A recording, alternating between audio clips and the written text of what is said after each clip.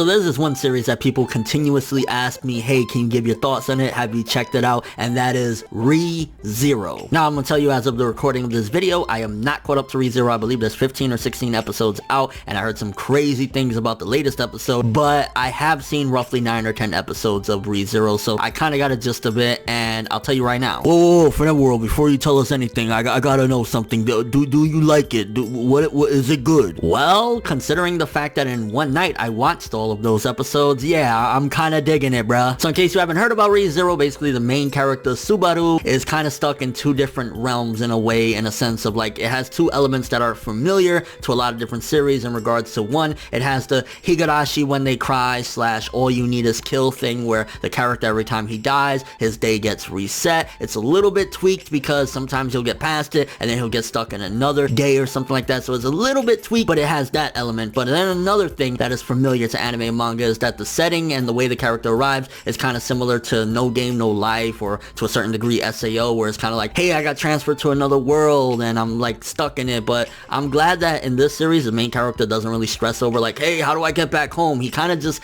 doesn't give a fuck and is just going with the flow. He's like, to a certain degree, an average Joe. It's like, hey, you know, the regular dude on the side of the street that likes to play video games and shit like that just gets tossed into another world and is like, oh, hey, I guess let me just go through this. Opposed to like SAO, where Kirito is just this god of fucking games and amazing, or No Game No Life, these gameaholics and shit like that. This is just like, hey, so what the fuck am I supposed to do here, bro? And I will say that of what I've seen thus far, my favorite episodes of the series were roughly the first 4 or 5 episodes. The fights with Elsa, for me, that's what got me absolutely hooked. Everything about it, the suspense, the build up, everything with those fights, and constantly Subaru having to suffer. I mean, one of the things I think that gravitates a lot of people towards the series and gets them hooked is constantly seeing Subaru always in some despair and having to climb out of it. I mean, especially those early episodes with the fight against Elsa and shit like that, I kept thinking to myself, motherfucker, when is this dude gonna get out of this shit? Cause this sucks. Like, constantly having to be killed in this fucking creepy ass cabin and shit like that.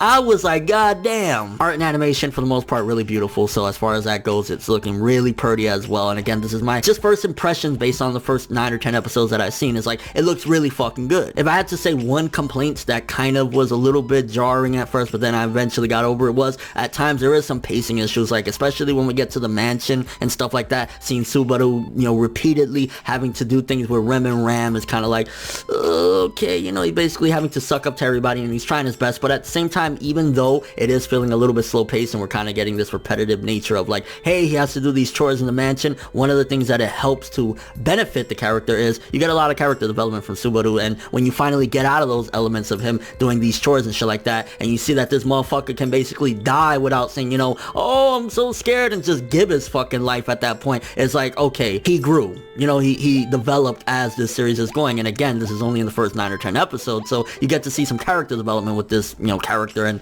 kind of, even though he's been through despair and he's trying to butter himself up to these people so that they basically don't suspect him and don't murder him and shit like that. Yeah. Another one of the characters that has me interested, and I kind of have some theories regarding that character, is Amelia, I believe her name is, or Satala, I don't know what you want to call her. I definitely think that there's a lot more mystery to that character, and as things have been progressing and seeing that there's this new election, so to speak, or this new contest for the next ruler or whatever, I definitely think that there's more of a mystery to this character, and I think it's interesting. We haven't seen too much of her based on where I am right now. Again, there's like about 5 or 6 more episodes I haven't seen, but I can definitely see that there's going to be something major with this girl. And I guess one of the other elements that had me interested in this series so far is the relationship between Subaru and Beatrice. Everyone else is reset, like they don't know what happened, and you know, Subaru just went through this journey, got fucking slaughtered, died, and blah blah blah blah blah, except Beatrice. Beatrice kind of just is like, whatever, I'm in the library, fuck off, oh yeah, you had a bad day, whatever, blah blah blah blah. So Beatrice kind of really intrigues me as well, and the fact that she will have his back based on like silly shit or whatever, the character has me excited to see like where she'll go, how far she'll take it for Subaru, because she's already had his back in multiple occasions and even went to war with some of the people in the house that she lives in. Something else I just want to quickly throw in there is the main count guy with the big hat or whatever. He seems like he's one of the people that run the mansion and shit like that. His voice actor, I love the performance. The way he fucking talks, like, you